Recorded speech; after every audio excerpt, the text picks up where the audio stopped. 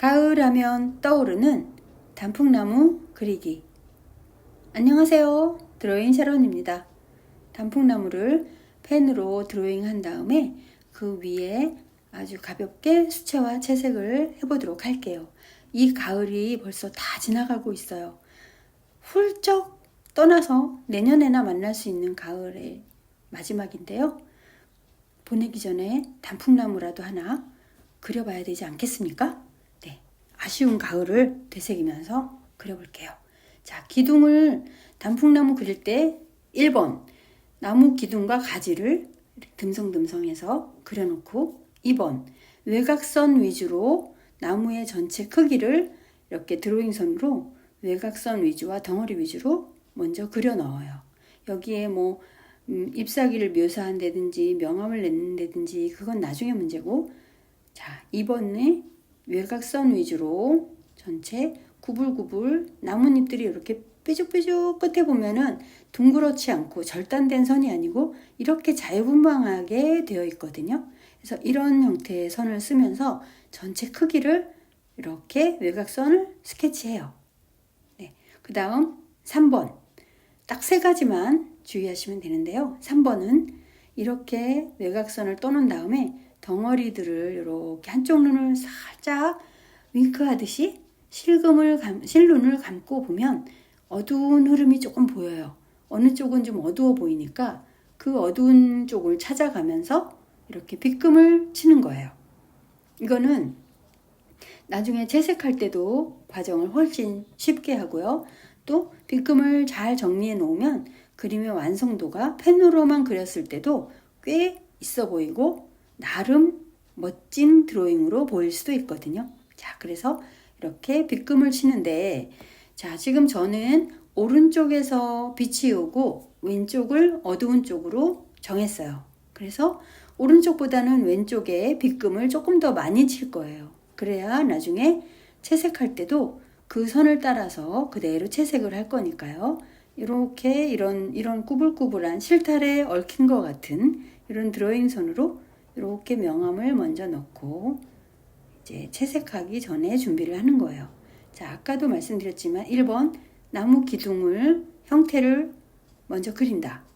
그리고 가지도 사이사이에 좀 그려 넣어주고, 그 다음 2번 외곽선 위주로 전체 크기를 먼저 그려 놓는다. 3번 사이사이에 눈을 감고 살짝 어두운 부분을 보면서 빗금을 쳐서 밝고 어두운 것을 가려 놓는다. 이게 이제 채색 들어가기 전에 3가지의 과정입니다. 그래서 어두운 곳과 빛이 들어오는 곳과 빛이 지나가는 곳, 어두운 곳은 이렇게 살짝 실눈을 감으면 보이기 때문에 그곳을 조금 더 어두운 곳에 더 중점적으로 빗금을 조금 더 많이 쳐놓는 것이 채색할 때 훨씬 도움이 되겠어요. 네, 가을이 다 지나가는 게 너무 아쉽죠. 그리고 올해는 단풍이 작년보다는 예쁘게 물들지 않은 것 같아요. 아마 많은 분들이 그렇게 느끼실 것 같은데 기온의 변화도 있고 올해 갑자기 날씨가 덥고 어떤 가을에 무르익는 쌀쌀하게 이렇게 천천히 날씨가 기온이 변하는, 그래서 그 단풍 색깔도 좀 예쁘게 들고 이래야 되는데 약간 마르면서 조금 칙칙하죠. 그 서울보다 오히려 외부로 나가면 더더욱이 그런 것 같아요. 자, 이게 나뭇가지는 빈 공간을 제가 항상 중요하게 생각하지만 빈 공간을 남기면서 왼쪽을 어둡게 명암을 넣고, 자, 채색을 하고 있는데요. 노란색에다가 주황색을 아주 조금 섞었어요. 그래서 제가 항상 중요하게 생각하는 거는 숨쉴 공간, 하얀 여백, 흰 공간을 조금씩 남기면서 듬성듬성 이렇게 툭툭툭 칠해요. 자, 그런데 똑같은 노랑인데도 왼쪽은 우리가 조금 더 어두운 비중을 놓고 그리기를 했기 때문에 주황을 조금 더 섞었어요. 그래서 조금 더 진한 노란이 이제 채색이 되는데요. 이런 식으로 흰 부분을 남기는 게 관건이에요. 아까 우리가 빗금 쳐놓은 부분, 거기를 지나서 흰 부분, 밝은 부분 남겨놓은 곳, 거기에 먼저 칠하고, 그 다음에는 주황을 조금 더 섞어서 이렇게 밝은 곳을 차지하지 않고 밝은 곳을 그대로 남겨두고 그 밑부분 정도에다가 터치를 이렇게 넣어주는 거예요.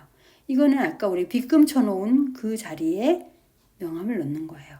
그래서 어두운 쪽은 크림슨 레이크, 조금 밝은 빨간색 종류, 그런 종류로 이렇게 조금 더 색을 넣어서 이렇게 빗금 처리한 곳에 명암을 넣고 있어요. 네. 그 다음에는 조금 더 밝은 빨간색을 약간 더 섞어서, 여기에는 빨간색을 섞어도 좋고 약간 그 레드 바이올렛 계열을 조금 섞어도 괜찮고요. 그래서 이런 식으로 조금 더 어두운데 아까 중간색 정도의 색이 다 덮이지 않도록 끝부분에만 이렇게 명암을 조금씩 더 넣고 있어요.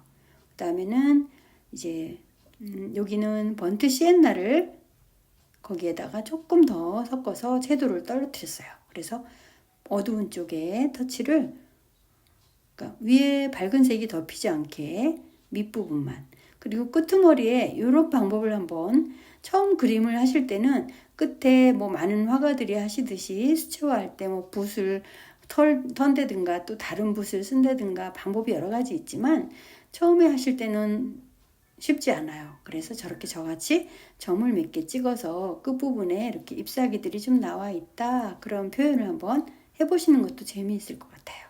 그 다음에 자, 채색할 때 기둥도 흰 부분을 남기고 칠하는 거 잊지 마시고, 그 다음엔 세필붓으로 이렇게 가지를 조금씩만 더 그려줄게요. 자, 채색할 때 1번 중요한 거, 밝은 색을 칠할 때 흰 부분을 남기고 칠한다. 2번, 그 다음에 조금 진한 중간색을 칠할 때 밝은 색이 덮이지 않도록 한다. 3번, 가장 진한 색으로 끝에 살짝만 물들여서 마무리한다. 네, 이렇게 완성해 봤습니다.